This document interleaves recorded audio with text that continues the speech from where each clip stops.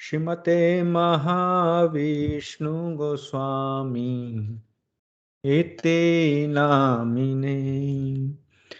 नमो ॐ विष्णुपादाय कृष्णपस्ताय भूतले श्रीमते भक्ति वेदांता स्वामी नित्य नामिने। नमस्ते सरस्वती देवे गौरवाणी प्रचारिणे निर्विशेष शून्यवादी पाश्चात्य देशतारिणी।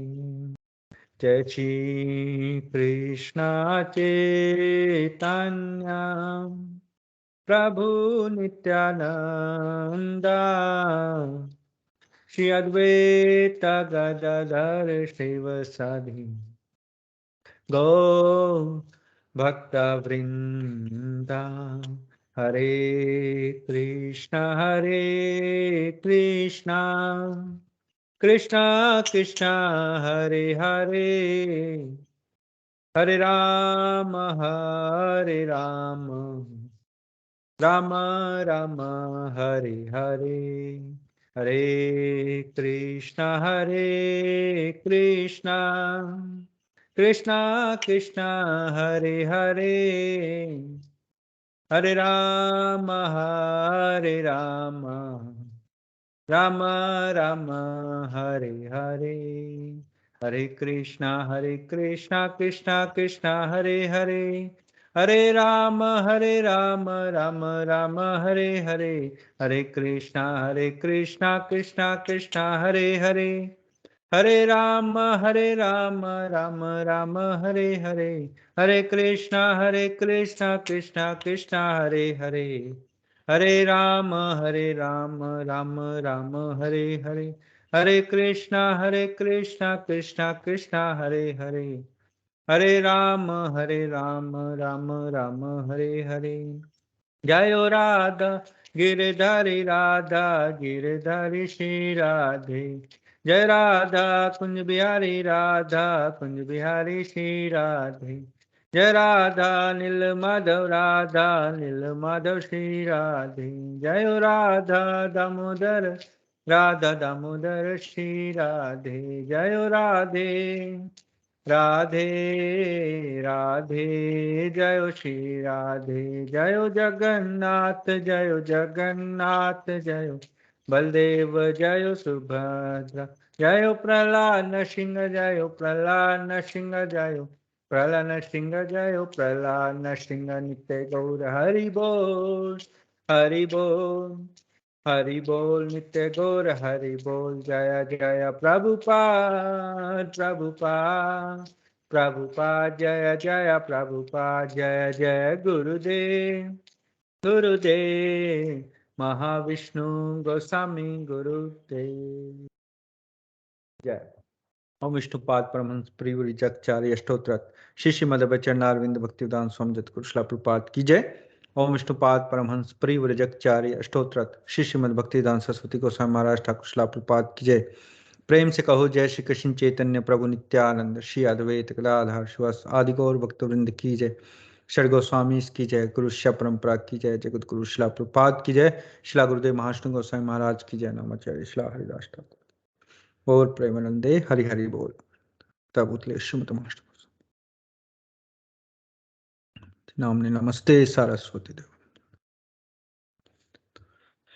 हरे कृष्णा। जय शिला प्रपात की जय। हरे कृष्णा प्रिय भक्तों, आज के हरे कृष्णा वीकेंड हरियाणा प्रोग्राम में आपका स्वागत है। जैसा कि आप जानते हैं, ये प्रोग्राम हरे कृष्णा वीकेंड नामक संस्था, जो न्यूजीलैंड की संस्था है, उनके द्वारा आयोजित किए जाते हैं।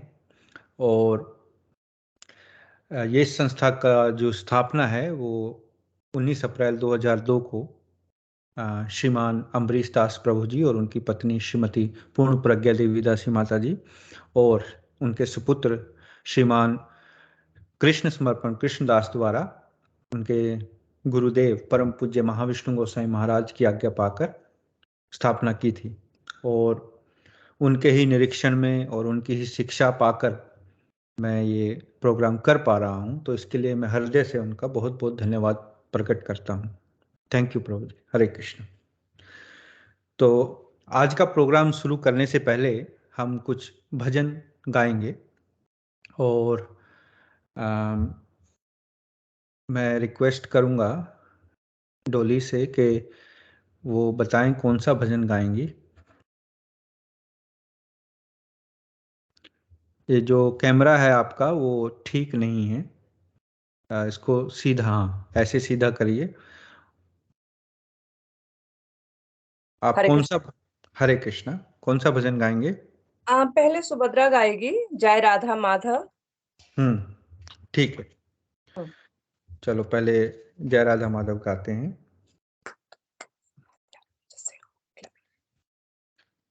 हरे Krishna Subhadra. Hare Krishna, Prabhuji. Hare Krishna. So you ready? Yes. Okay, then start.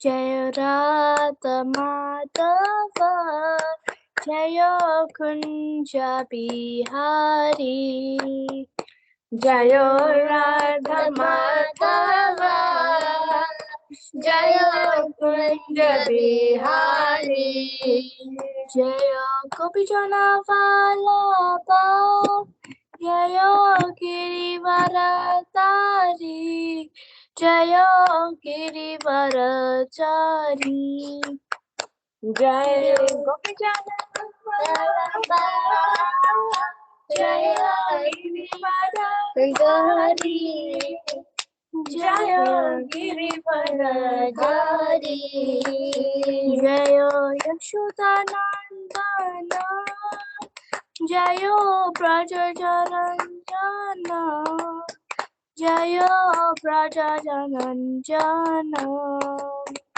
Jaya Yashodanandana, Jaya Brajajaranjana, Jaya Brajajaranjana, Jaya Yamunatirivarachari, Jaya Girivaradari, Jaya Girivarachari, Jaya Bihari, Jaya Radha Madhava, Jaya Kunja Bihari, Jaya Radha Madhava, Jaya Kunja Bihari, Hare Krishna, Hare Krishna, Krishna Krishna, Hare Hare, Hare Rama, Hare Rama, Rama Rama, Hare Hare, Hare Krishna, Hare Krishna, Krishna Krishna, Hare Hare, Hare Rama, Hare Rama, Rama Rama, Hare Hare, Hare Krishna, Hare Krishna, Krishna Krishna, Hare Hare, Hare Rama, Hare Rama, Rama Rama, Hare Hare, Hare Krishna, Hare Krishna, Krishna Krishna, Hare Hare, Hare Rama, Hare Rama, Rama Rama, Hare Hare, Hare Krishna, Hare Krishna, Krishna Krishna, Hare Hare, Hare Rama, Rama Rama, Hare Hare, Hare Krishna Krishna Krishna Hare Hare Hare Rama Rama Rama Hare Hare Krishna Krishna Krishna Krishna Hare Hare Hare Rama Rama Hare Hare Jai जय शिला प्रपात की जय, शिला गुरुदेव की जय। Very nice. Hare Krishna. Okay, so what next bhajan कौन सा गाएंगे? Next भजन गाएंगे बजहु रे मन Shri Nand Nandan. Okay, so start करिए। जय शिला प्रपात की जय। जय। भजहु रे मन श्री नंद नंदन अभय चरण रविंद रे। भजनु रे मन श्री नंद नंदन अभय चरण रविंद रे। दुर्लभ मानव जन्म सत संग दुर्लभ मानव जन्म सत संग तारो हे भव सिंधु रे। तारो हे भव सिंधु रे। सीता अताप बत बरिसन सीता अताप बत बरिसन ए दिन जामिनी जागिरे। ए दिन जामिनी जागिरे। विफल सेवन कृपण दुर्जन विफल सेवन कृपण दुर्जन सफल सुख लाभ लागिरे। सफल सुख लाभ लागिरे। ए दान जौवन पुत्र परिजन ए धन यौवन पुत्र परिजन इथे की अच्छी परती रे। इथे की अच्छी परती रे। कमल दल जल जीवन तलमल कमल दल जल जीवन तलमल भजहु हरि पद नीति रे। भजहु हरि पद नीति रे। श्रवण कीर्तन स्मरण वंदन स्वरण कीर्तन स्मरण वंदन पद सेवन दास्य रे। पद सेवन दास्य रे। पूजन सखी जन आत्मनिवेदन पूजन सखी जन आत्मनिवेदन गोविंद दास अभिलाष रे। गोविंद दास अभिलाष रे।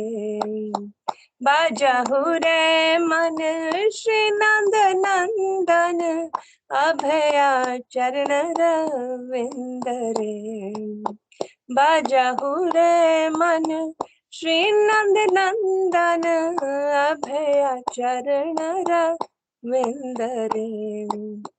दुर्लभ मानव जन्म सत संगे दुर्लभ मानव जन्म सत संगे तरहिए भव सिंधु रे। तरहिए भव सिंधु रे। हरे कृष्णा कृष्ण कृष्णा हरे हरे हरे राम राम राम हरे Hare Krishna, Krishna Krishna, Hare Hare Hare Rama, Rama Rama, Hare Hare, Hare Krishna, Krishna Krishna, Hare Hare, Hare Rama, Rama Rama, Hare Hare. जय शिला प्रभुपाद की जय, शिला गुरुदेव की जय। नित्य प्रेमानंदे हरि हरि बोल। हरे हरे बोल। हरे कृष्णा। Thank you. तो ये जो भजन है भजाहु रे मन, ये भजन का जो अनुवाद है वो पढ़ते हैं शिला प्रभुपाद के द्वारा। शिला प्रभुपाद की जय। जय। तो पहले क्या कहा गया है? भजाहु रे मना श्री नंद नंदन अभय चरनारे विंद रे, दुर्लभ मानव जन्म सत्संगे तरह रे भव सिंधु रे। अर्थात हे मन, तुम केवल नंद नंदन के अभय प्रदानकारी चरणार वृंद का भजन करो। भजाहु रे मना मतलब हे मन, मन को कह रहे हैं गोविंद दास कविराज जी, जिनके द्वारा ये भजन लिखा गया है, जो भगवान के बहुत बड़े भक्त हैं, कि हे मन, भगवान के जो चरणावृंद अरविंद हैं, अरविंद मतलब कमल जैसे उनके चरण जो हैं, उन जो अभय प्रदान करते हैं, जिनकी शरण में जाकर हमें डर नहीं लगता, भय नहीं लगता, ऐसे अभय प्रदान करने वाले भगवान के जो चरण कमल हैं उनका ध्यान धरो, उनका भजन करो। हे मन, वो अपने मन को कह रहे हैं। आगे कह रहे हैं दुर्लभ मानव जन्म सत्संगे तरह रे भव सिंधु रे, मतलब इस दुर्लभ मनुष्य जन्म को पाकर संत जनों के सत्संग द्वारा भव सागर तर जाओ। मतलब ये जो मनुष्य जन्म है ये दुर्लभ है, इसको दुर्लभ इसलिए कहा गया है कि इसी मनुष्य जन्म में हम भगवान की भक्ति कर सकते हैं। जो दूसरी योनियां हैं, जैसे कुत्ता है, बिल्ली है, पशु हैं, पक्षी हैं, इतनी योनियां हैं, 84 लाख योनियां हैं, क्या उनमें भगवान का भजन कर सकते हैं? नहीं। वो फैसिलिटी सिर्फ मनुष्य जो योनि है उसमें दी गई। इस मनुष्य योनि में हम दुख भी पाते हैं और थोड़ा सा सुख का आभास भी लेते हैं, लेकिन दुख ज्यादा है, तो उससे फिर हम भगवान का स्मरण कर सकते हैं। दूसरी योनियों में हमें ये ज्ञान, ये इतनी हमारी जो चेतना है वो विकसित नहीं है।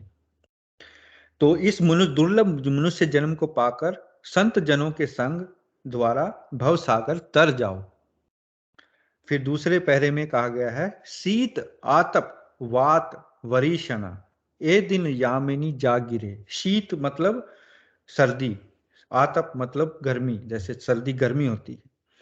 मैं दिन रात जागकर सर्दी गर्मी आंधी तूफान वर्षा में पीड़ित होता रहा।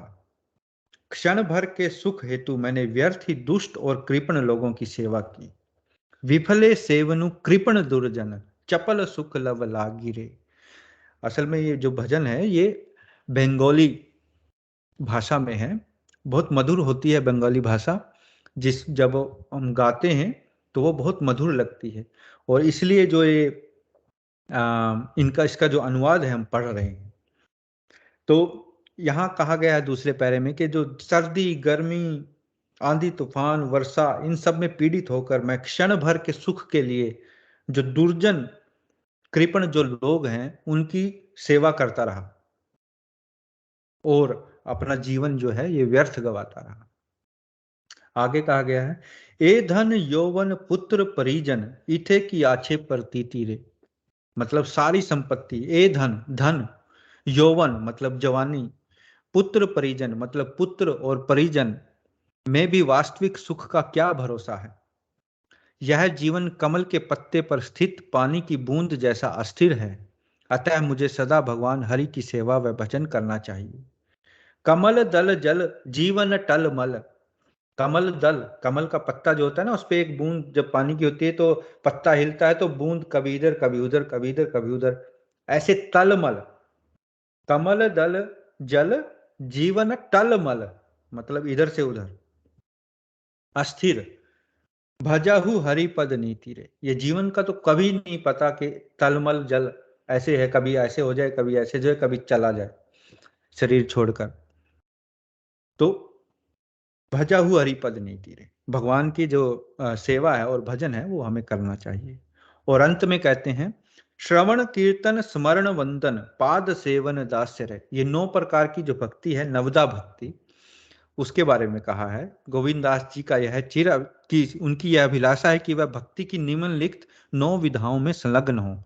श्रवण मतलब सुनना, कीर्तन मतलब भगवान का कीर्तन करना, स्मरण मतलब भगवान को स्मरण रखना, वंदन उनकी वंदना करना, पाद सेवनम भगवान के चरणों की सेवा करना, दासचर्य मतलब भगवान को मालिक समझकर अपने आप को दास से सेवा करना, पूजन सखी जन आत्मनिवेदन, पूजन मतलब भगवान की आरती करना, सखी जन भगवान को मित्रता की तरह भगवान की सेवा करना, आत्मनिवेदन और अपने आप को भगवान में को निछोवर कर देना।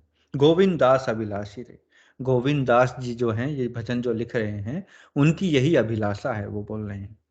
तो इस भजन में असल में ये जो भजन हैं, जो भगवान के भक्तों ने लिखे हैं भजन और गाए हैं, इनमें बहुत ही गूढ़ जो मर्म रहता है, जो क्या कहते हैं उसको, सार रहता है जीवन का, वो समझने लायक होता है, जिसको हम जैसे जो भगवान के स्क्रिप्चर्स जो ग्रंथ हम पढ़ते हैं उनसे भी हमें मिलता है।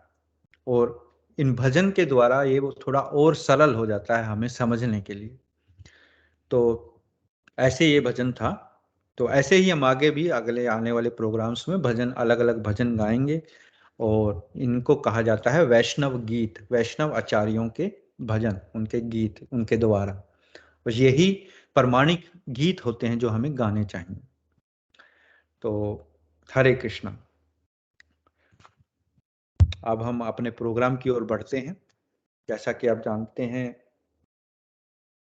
ये पुस्तक कृष्ण की ओर, इसका अध्ययन हम कर रहे हैं शिला प्रभुपाद के द्वारा। ये पुस्तक है, उनके लेक्चर हैं, उनका तात्पर्य है। तो प्रोग्राम स्टार्ट करने से पहले हम मंगलाचरण करेंगे।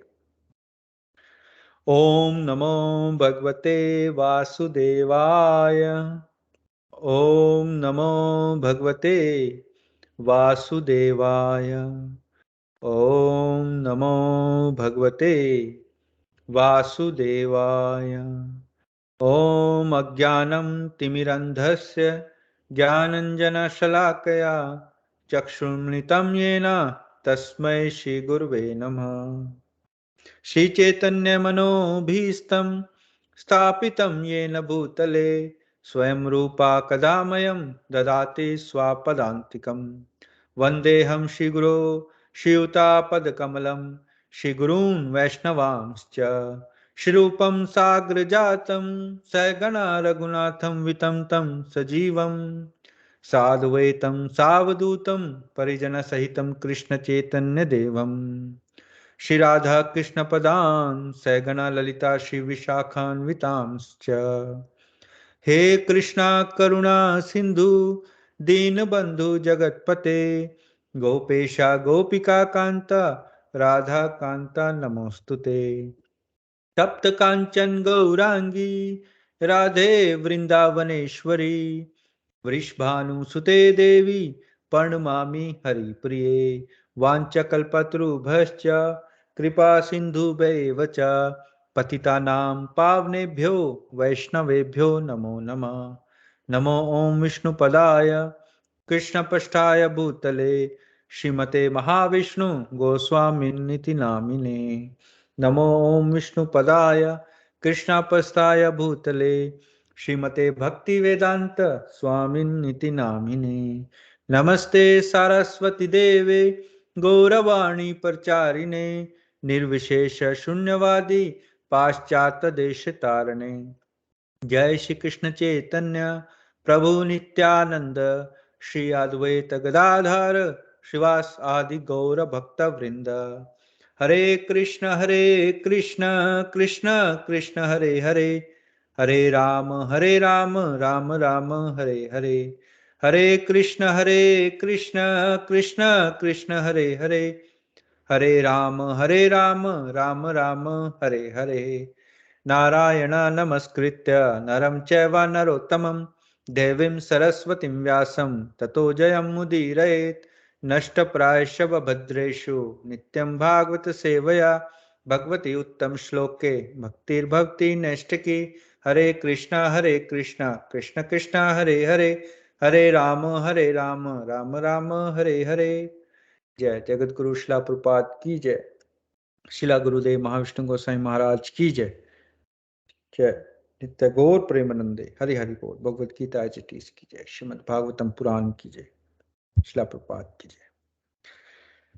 तो हम जो ये पुस्तक पढ़ रहे हैं कृष्ण की ओर, इसका जो अध्याय है तीसरा, सर्वत्र और सदा कृष्ण का दर्शन, ये अध्याय हम पढ़ रहे हैं। तो इसमें हमने पिछले जो क्लासेस हैं उनमें हमने पढ़ा कि भगवान को पहले तो हमारी भावना कृष्ण में होनी चाहिए, तभी हम भगवान का दर्शन हर जगह कर पाएंगे।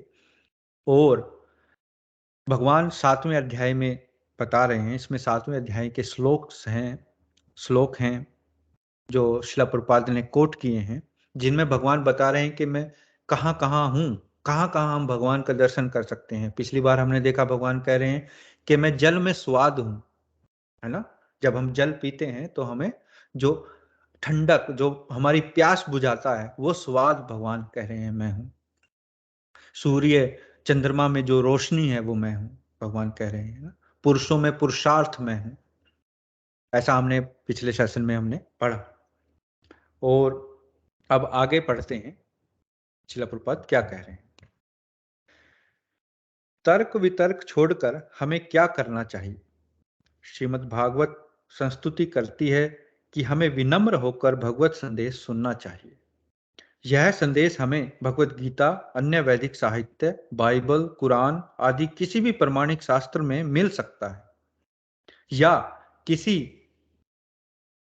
आत्मज्ञानी पुरुष से सुना जा सकता है। मुख्य बात यह है कि मनुष्य को भगवान के विषय में मात्र कल्पना नहीं करनी चाहिए, वरन भगवान के विषय में सुनना चाहिए। इस श्रवण का फल क्या होगा। कोई किसी भी स्थिति में हो, धनी हो, निर्धन हो, अमेरिकन हो, यूरोपियन हो, भारतीय हो, ब्राह्मण हो, शूद्र हो या कुछ और भी हो, यदि वह केवल भगवान की दिव्य वाणी सुने तो जो भगवान किसी भी शक्ति या सामर्थ्य से नहीं जीते जा सकते, वे केवल प्रेम से जीते जा सकते हैं।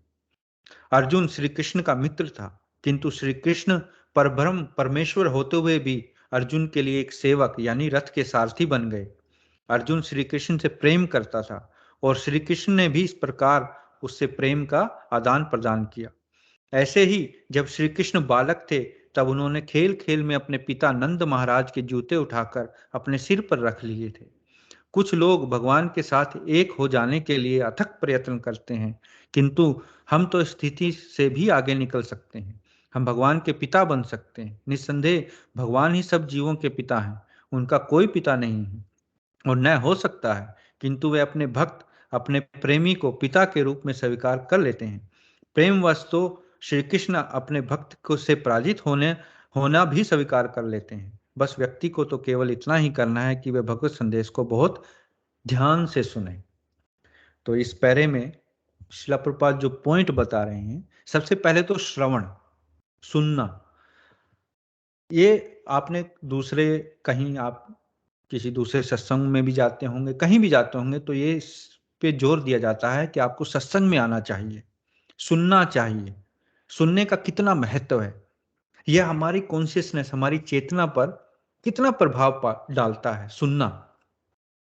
देखो, अगर हम दूसरी चीजें सुने, मतलब भौतिक चीजें, मूवियां हैं, चलचित्र हैं, गाने हैं, नोवेल हैं, कहानियां हैं, कॉमिक्स हैं, कितनी चीजें हैं, अगर उनको सुने तो हमारा जो ध्यान है वो भौतिक जो पदार्थ है उनकी तरफ आकर्षित होएगा। आप इसको आजमा के देखो। और अगर हम भगवान का सत्संग सुने, भगवान के भक्तों का संग करें और भगवान की भगवत गीता सुने, तो हमें भगवान के बारे में जिज्ञासा होती है, फिर हम भगवान की ओर आकर्षित होते हैं। सुनने का यह फल होता है। शिला प्रभुपाद कह रहे हैं आप कोई कुछ भी हो सकते हैं, आप धनी हो, निर्धन हो, काम करने वाले हो, बिजनेस करने वाले हो, किसी भी देश में हो, आपको केवल भगवान की दिव्य वाणी सुननी है। भगवान की वाणी क्या है? भगवत गीता। भगवत गीता का मतलब क्या है? भगवत मतलब भगवान, गीता मतलब गीत, जो भगवान ने गाया वो गीत।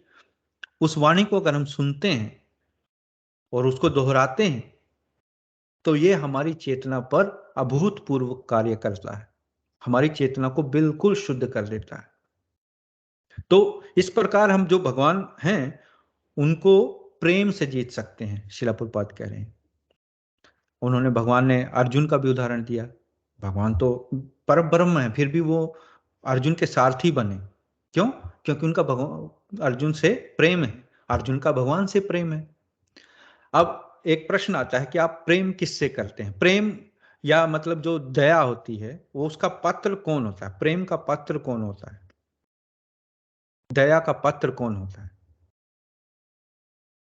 आप सोचो इसके बारे में, कौन होगा? जैसे मैं हूं, अब मुझे प्यारा कौन लगेगा?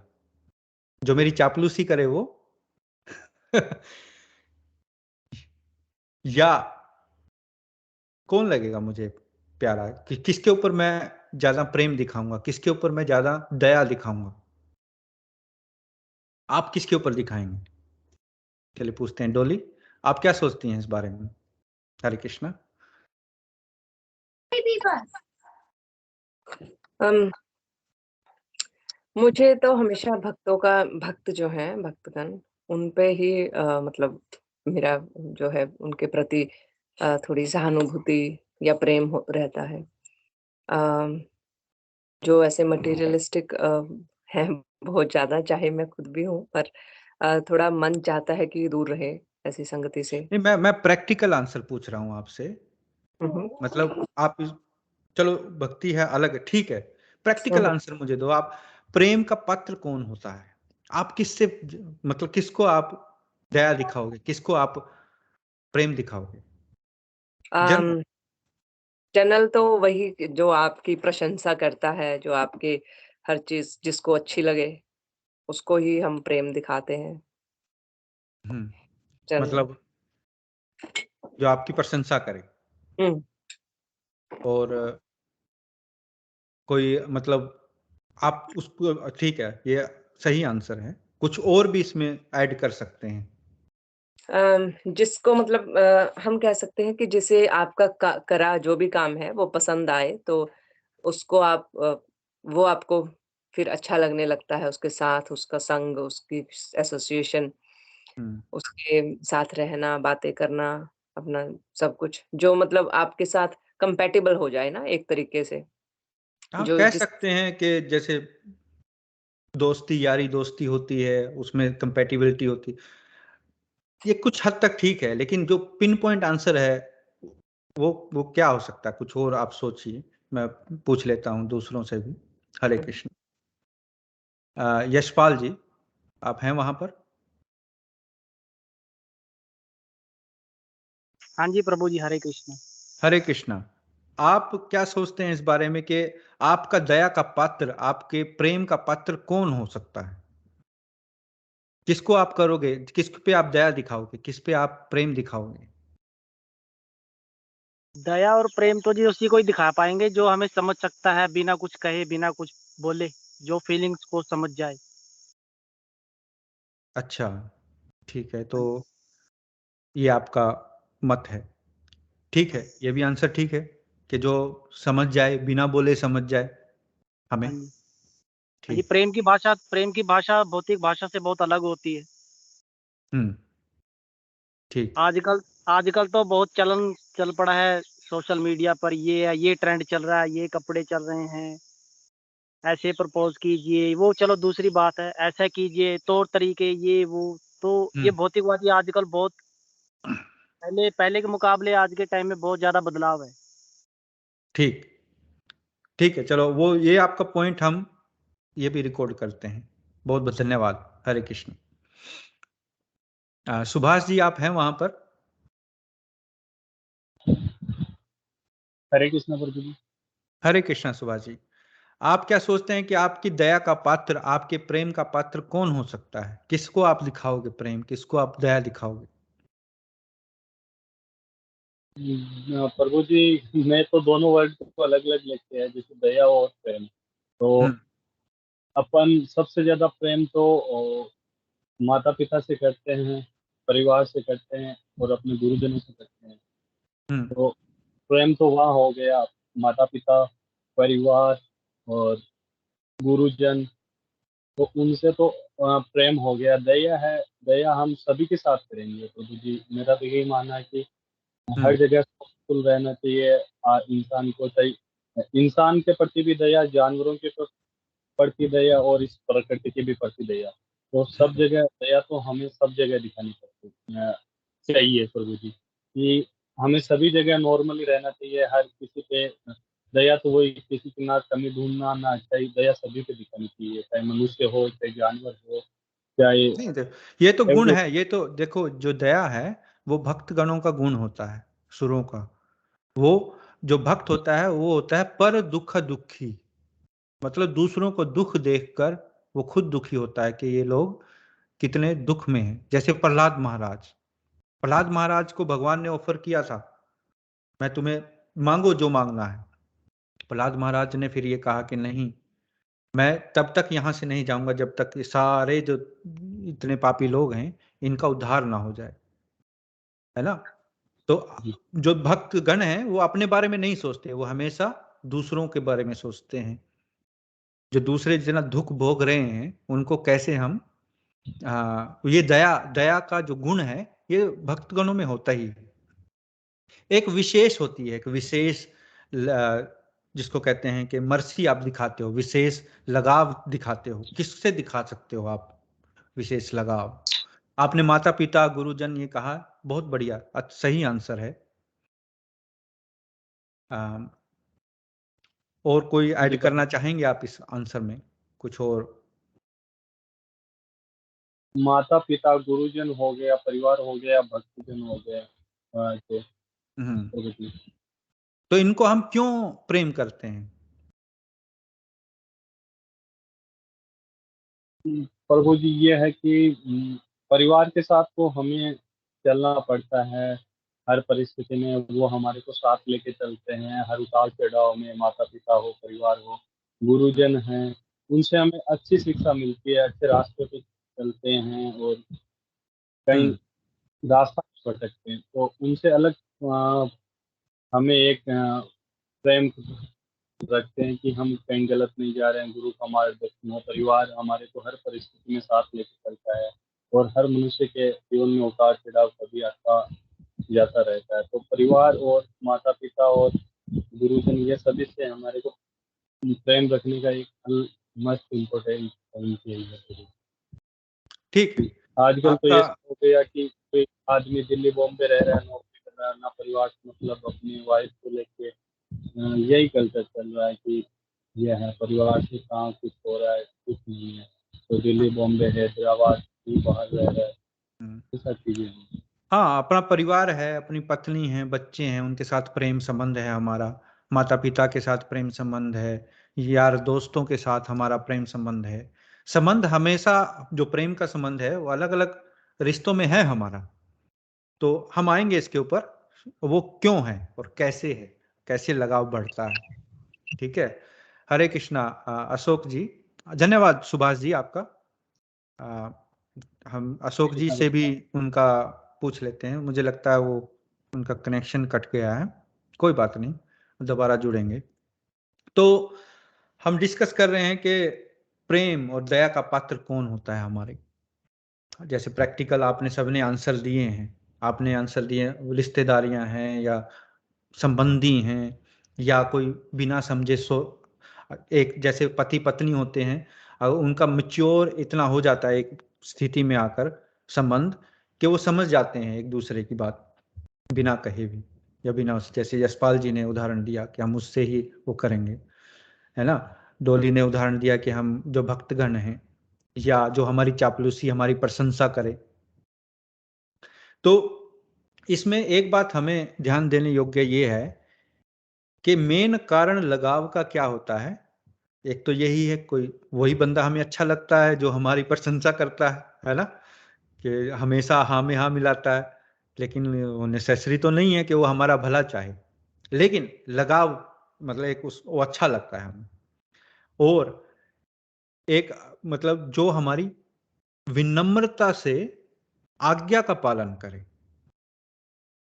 जो हमारे गुरुजन हैं, हमारे माता पिता हैं, हमारा परिवार है, बड़े हैं, जब हम उनकी आज्ञा का पालन करते हैं विनम्रता से, तो वो हम उनके चहेते हो जाते हैं।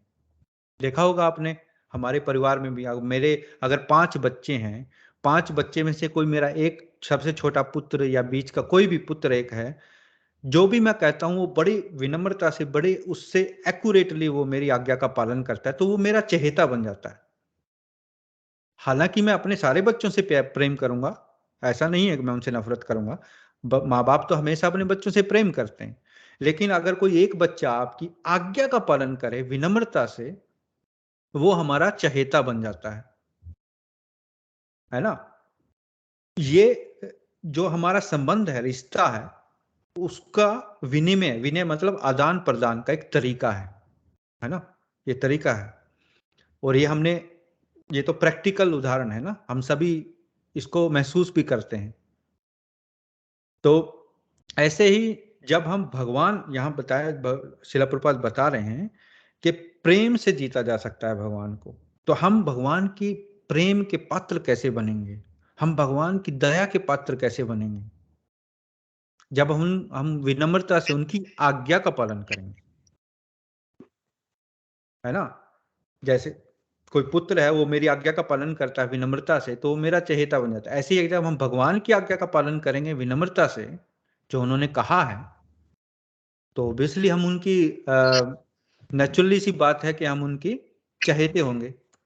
भगवान हमारे साथ आदान प्रदान करेंगे प्रेम का, जैसे अर्जुन का उदाहरण है यहाँ, है ना।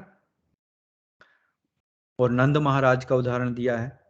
भगवान जब छोटे से थे तो उन्होंने भगवान के पिता नंद महाराज जी हैं।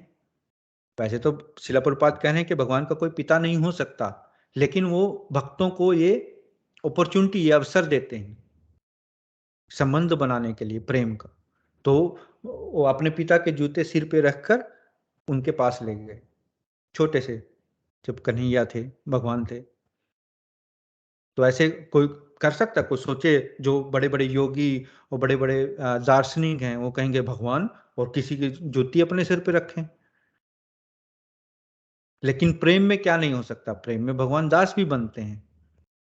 प्रेम में भगवान, क्योंकि वहां रिश्ता वो पुत्र और पिता का है, जिसमें प्रेम का आदान प्रदान हो रहा है। तो ऐसे श्रील प्रभुपाद कह रहे हैं कि हम प्रेमवश, तो श्री कृष्ण अपने भक्त से पराजित होना भी स्वीकार कर लेते हैं। तो जो भगवत गीता में भगवान ने बताया है, अगर उन आज्ञाओं का हम पालन करेंगे तो हम भगवान के चहेते हो जाएंगे। ये सीक्रेट है भगवान के चहेते बनने का, भगवान की स्पेशल मर्सी पाने का, भगवान की स्पेशल जो अटेंशन है वो पाने के लिए। हमारे गुरुजन, परिवारजन और शिक्षक, माता पिता, वो हम उनके चहेते इसी तरह बनते हैं जब हम उनकी प्रत्येक आज्ञा का पालन करते हैं। कोई ये कह सकता है नहीं नहीं, मैं आपसे प्रेम तो बहुत करता हूं, और माता पिता मांगते हैं मेरे लिए पानी का गिलास लिया, कहेंगे नहीं मेरे पास टाइम नहीं है। नहीं, मैं प्रेम तो आपसे बहुत करता हूं। तो ये कौन सा प्रेम हुआ? आज्ञा का तो पालन नहीं कर रहे हैं, जो बात उन्होंने बताई है उसका पालन तो हम नहीं कर रहे हैं। हाँ, लेकिन दिखावा कर रहे हैं, नहीं नहीं मैं तो बहुत प्रेम करता हूं अपने माँ बाप से, मैं तो बहुत उनका वो करता हूं, लेकिन जो वो बता रहे हैं मैं उनका उस चीज को मान नहीं रहा। इसलिए जब भगवान, भगवत गीता भगवान की वाणी है, अगर हम भगवत गीता को मानेंगे, उनको पढ़ेंगे और भगवान ने जो कहा है उसको मानेंगे, तभी ना हम प्रेम के पात्र बनेंगे ना, तभी तो असल में। ऐसे तो हम कहते रहे, नहीं नहीं मैं तो बहुत बड़ा भक्त हूँ भगवान का, भगवान तो मेरे दिल में बसते हैं, भगवान तो ऐसे हैं, भगवान मैं तो ऐसा हूं, मैं ऐसा हूं। इस दिखावे का क्या मतलब है? कुछ भी नहीं। तो इसलिए भगवान की आज्ञा का पालन जरूरी है। और जैसे शिला प्रपात बता रहे हैं कि वो जो संदेश है, जो आज्ञा है, वो कैसे हम जो भगवान के भक्त हैं, शुद्ध भक्त हैं, उनके द्वारा हम प्राप्त करते हैं उन आज्ञाओं को, है ना। तो इसलिए आगे शिला प्रपात एक श्लोक का उदाहरण देते हैं। उस श्लोक को देखते हैं। भगवत गीता के 7वें अध्याय में श्री कृष्ण अपने अन्य उपाय बताते हैं जिनके द्वारा हमें जीवन के पग पग पर उनकी अनुभूति हो सकती है। कैसे? ये 7वें अध्याय का 9वां श्लोक है।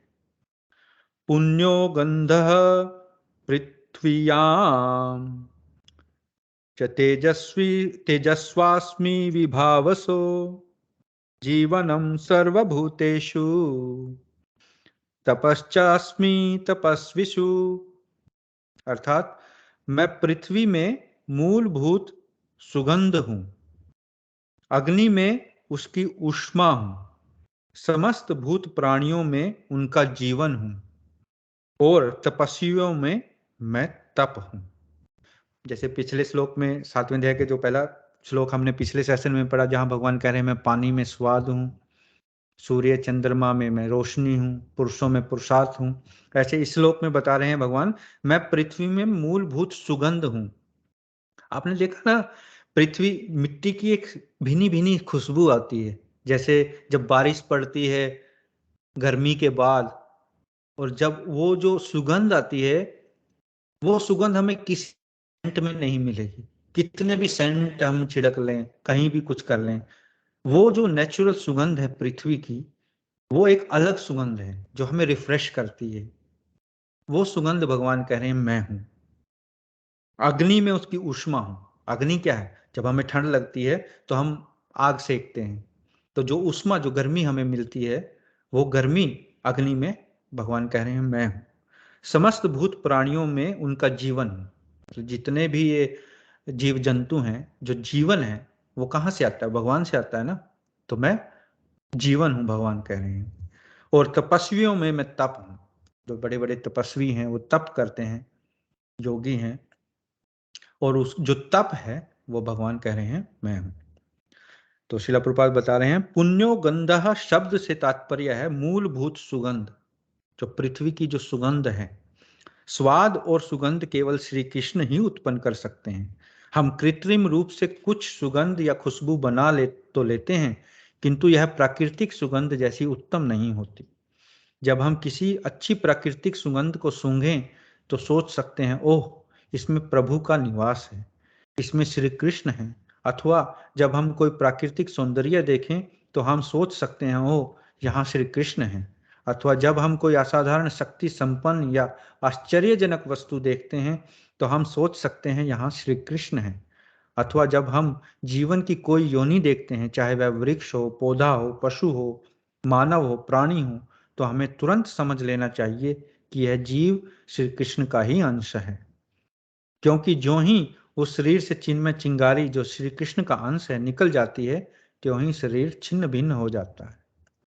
तो यहाँ शिला प्रभुपाद बता रहे हैं कि जो भगवान बता रहे हैं ना कि सुगंध को आप कुछ सुगंध बना लो, जैसे कि कितनी ही सेंट बनाए हुए हैं, वो क्या है, थोड़ी देर बाद उड़ जाते हैं, खत्म हो जाते हैं, या थोड़ी बाद स्टेल मतलब बासा महकने लगती है। शुरू में तो जब सेंट छिड़कते हैं तो बड़ा अच्छी खुशबू आती है, लेकिन एक दिन बाद वो बासी सी हो जाती है, मतलब वो स्टेल स्मेल आती है। लेकिन जो मिट्टी की जो सुगंध है वो हमेशा फ्रेश सुगंध आती है हमें। तो भगवान वो सुगंध है, भगवान हमेशा फ्रेश हैं।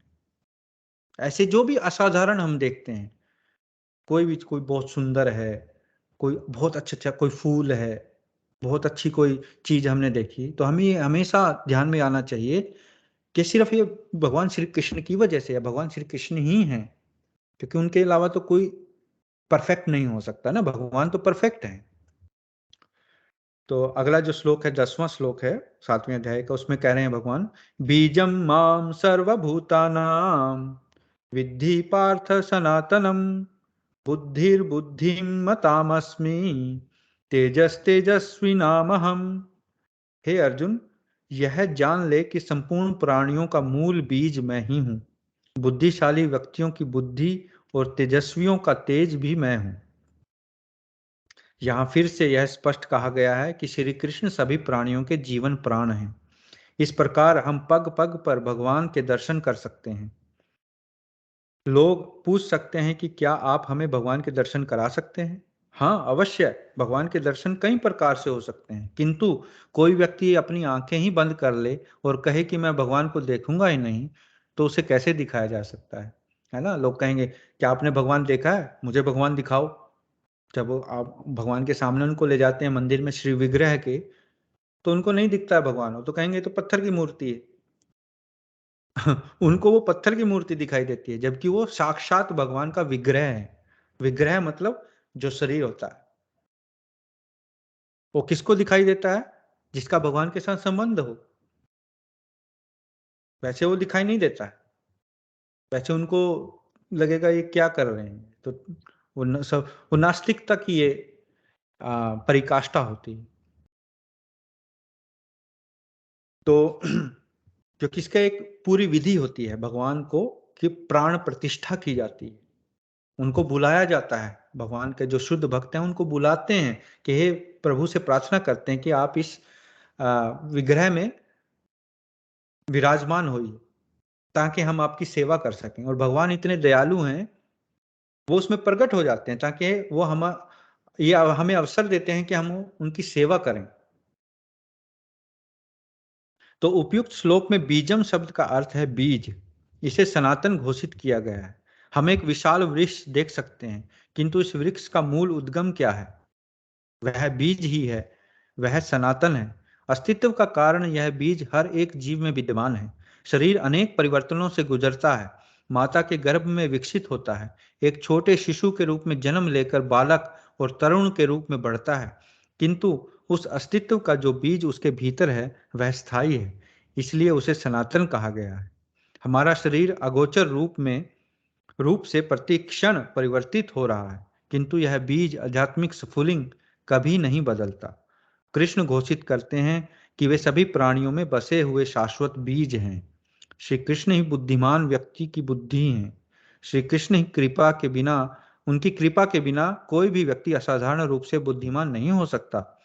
प्रत्येक व्यक्ति एक दूसरे से अधिक बुद्धिमान होने का प्रयत्न कर रहा है, किंतु श्री कृष्ण की कृपा के बिना वह संभव नहीं है।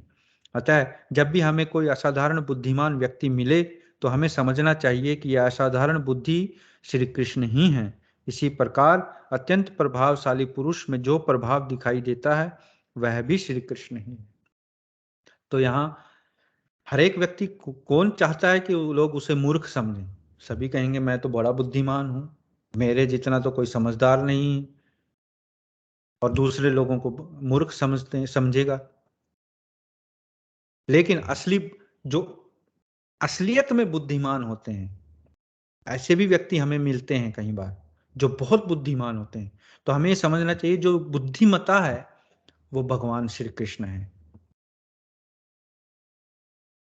देखो, ये ऐसा सुनने में तो लगेगा कि भगवान कह रहे हैं ये भी मैं, ये भी मैं, ये भी मैं, और हम सब ये चीजें डेली लाइफ में यूज भी करते हैं, देखते भी हैं, इनकाउंटर भी करते हैं। लेकिन जब हम उनसे डील करते हैं और उस डील करते हुए अगर हमें श्लोक समझ में आए, ये याद आए, तब इसका फायदा है। ये नहीं कि एक कान से सुना उधर से निकाल दिया और कल भी वैसे ही जीवन में कोई बदलाव नहीं, ऐसा नहीं होना चाहिए। थोड़ा सा हमें एकदम ठटक के सोचना चाहिए, रुक के, कि हाँ भगवान जो कह रहे हैं हमें इस पर मनन करना चाहिए सुनकर।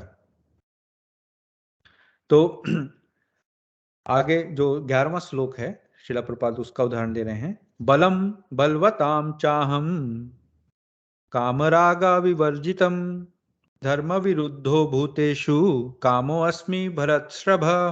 अर्थात हे भरत श्रेष्ठ अर्जुन, मैं बलवान पुरुषों में आसक्ति और कामना से रहित बल हूं। संपूर्ण प्राणियों में धर्म के अनुकूल काम भी मैं ही हूं। बलम बलवताम चाहम, मतलब जो प्राणी बलवान पुरुष हैं, जिनमें कोई आसक्ति नहीं, कोई कामना नहीं, वैसा बल मैं हूं। और संपूर्ण प्राणियों में धर्म के अनुकूल काम भी मैं हूं। काम मतलब सेक्स, बच्चे पैदा करना। कौन सा? जो धर्म के विरुद्ध ना हो।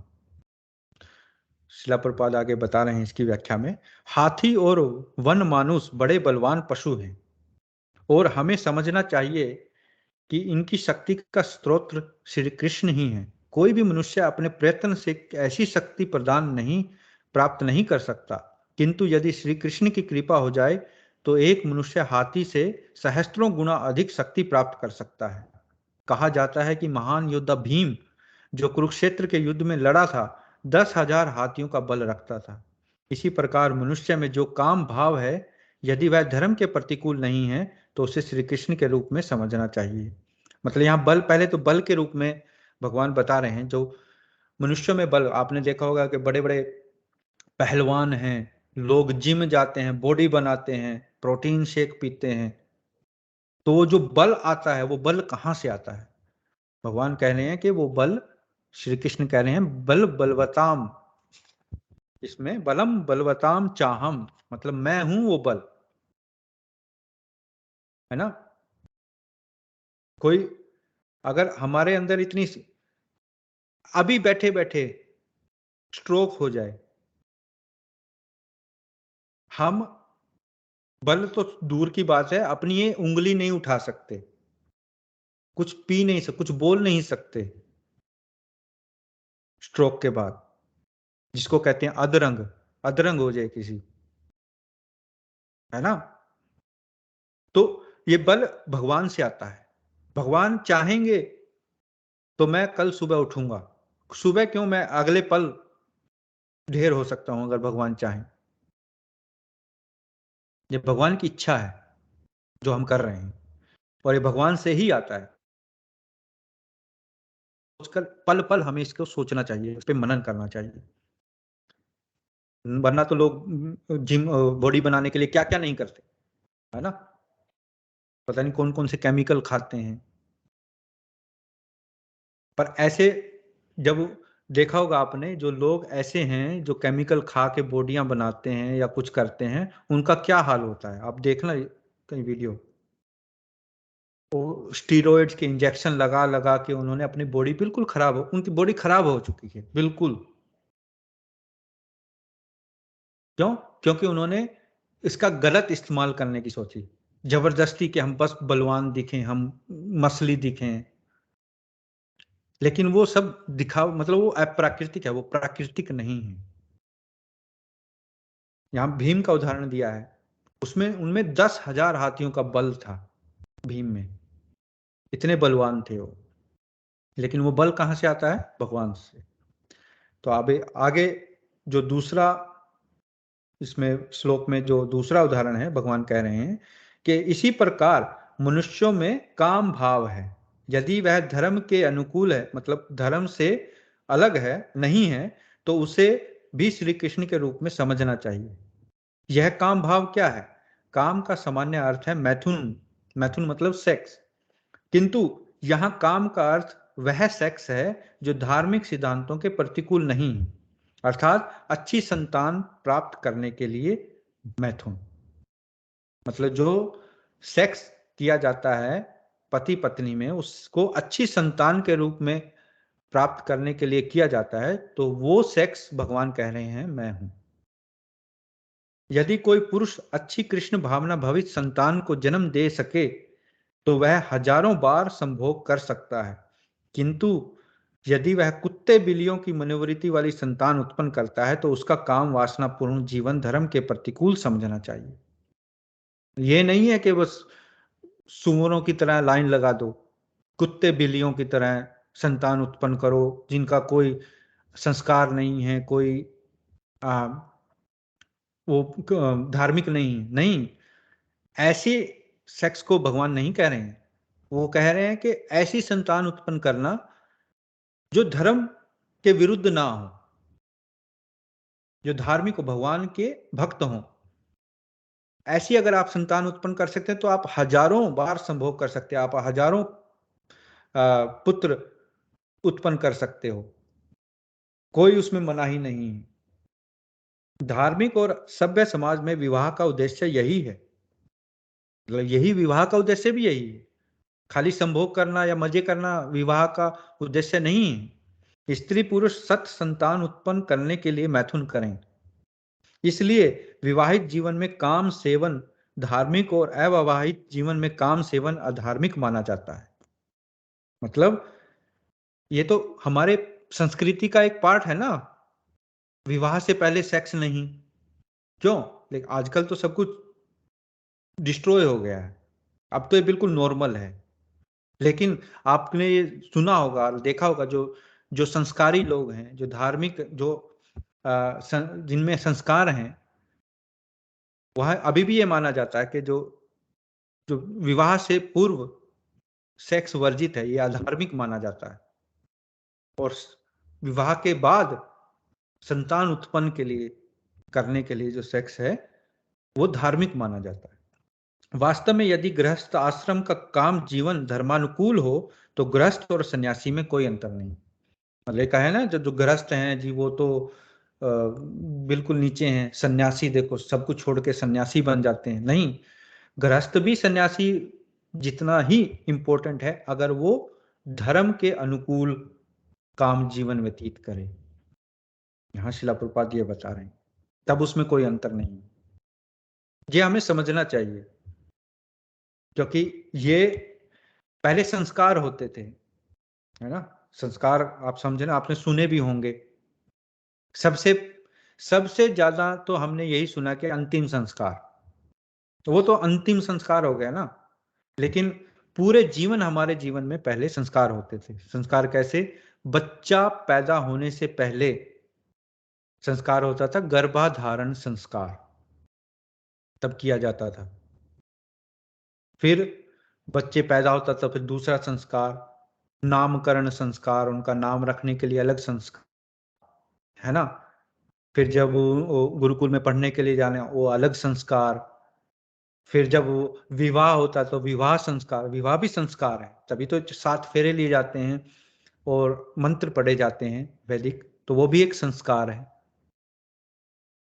फिर उसके बाद ऐसे हर जीवन के पड़ाव में एक संस्कार होता था, संस्कार जो हमें धार्मिकता की ओर ले जाता था कि ये धार्मिक के धर्म के अनुकूल है। और फिर जब इंसान की मृत्यु हो जाती है तो फिर अंतिम संस्कार। लेकिन अब वो संस्कार रहे नहीं, कोई संस्कारों के बारे में जानता नहीं। ये सारी जो शिक्षा थी वो छिन्न भिन्न हो गई है, अस्त व्यस्त हो गई है। अब ये संस्कार नहीं रहे। लेकिन इसका मतलब क्या है कि संस्कार है ही नहीं? नहीं है। जो फॉलो करने वाले हैं अभी भी फॉलो करते हैं, जिनको पता है वो फॉलो करते हैं, वो उसका पालन करते हैं। और यही हमारा उद्देश्य है, ये ज्ञान सबको मिले, ये ज्ञान सबको प्राप्त हो, ताकि वो भी धर्म अनुकूल अपनी गृहस्थी चलाएं। तो असल में ये अध्याय अभी थोड़ा सा और रह गया है, लेकिन हम यहाँ इसको विराम देंगे क्योंकि क्लास फिर थोड़ा लंबा हो जाता है। तो इस जो ये हमने डिस्कस किया, जो 3-4 पॉइंट हमने डिस्कस किए आज, भगवान ने जो 3 श्लोकों का जो उदाहरण दिया शिला प्रभुपाद ने, कि भगवान कहाँ कहाँ पर हैं और कैसे भगवान कह रहे हैं कहाँ कहाँ पर मैं विद्यमान हूँ, हमने डिस्कस किया। तो अगर आपका कोई इसमें टिप्पणी है, कोई प्रश्न है, तो आप पूछ सकते हैं, शेयर कर सकते हैं अपनी रियलाइजेशन। हरे कृष्ण।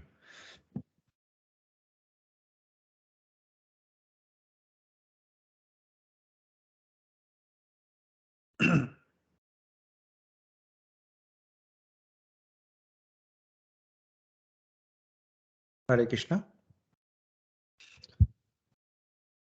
तो कोई प्रश्न नहीं है या कुछ आप कहना चाहते हैं तो आप कह सकते हैं आज की क्लास के बारे में।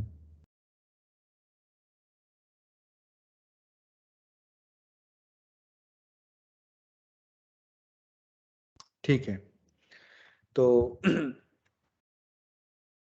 अब हम जो प्रेयर है गुरु महाराज की जो प्रार्थना है वो गाएंगे बच्चे, और फिर हम प्रोग्राम का समापन करेंगे। Hare Krishna Madhav. Hare Krishna. Hare Krishna. Are you ready? Yes, Prabhuji. Yes, Prabhuji. Okay, start then. 1, 2, 3, start. Maharaj, please hear us. Maharaj, please hear us. We have learned some real good stuff. We have learned some real good stuff. Maharaj, we have learned one thing. Maharaj, we have learned one thing. And today for you we will sing. And today for you we will sing. If our room is clean, If our room is clean, then our mind is clean. then our mind is clean. If our mind is clean, If our mind is we clean, can do anything. we can do anything. If your room is dirty, If our room is dirty, then so are we. Then so are we. And if we are dirty, and if we are dirty, we're not happy. we are not happy. Wasting time Wasting time is the greatest crime. is the greatest crime. Because wasted time Because wasted time means a wasted mind. means the wasted mind. So best is your time So best use your time when you're in your prime. when you're in your prime, And your whole life and your whole life will be sublime. will be sublime. Hare Krishna. If If your wealth is gone, if your wealth is then gone, there's nothing wrong. then there is nothing wrong. And if your health is gone, If your health is gone, that's a different song. that's a different song. If your character dies, If your character dies, then the world will cry. then the world will cry. Only saintly behavior, Only saintly behavior, that's humanity die. that's humanity thrive. Hare Krishna, Krishna Krishna, Hare Hare, Hare Rama, Rama Rama, Hare Hare. Hare Krishna, Krishna Krishna, Hare Hare, Hare Rama, Rama Rama, Hare Hare. We can always remember Krishna We can only remember Krishna and never forget him too. and never forget him too. But how are we to practice this? There's so many things to do. But how are we to practice this with so many things to do? That is the greatest question. That is the greatest question. And here's the greatest clue. And here's the greatest clue. We must learn To work so nicely that that Krishna remembers you. We must learn to work so You must- nicely. You must learn to work so nicely that Krishna remembers you. To work so nicely that Krishna remembers you. If something sees tomorrow, If something's due tomorrow, finish it today. Finish it today. So listen very closely. listen very closely and make your thinking sharp. And make Make your thinking sharp. We only Let's learn how we can live and work so Krishna won't depart. Let's and how we can live and work.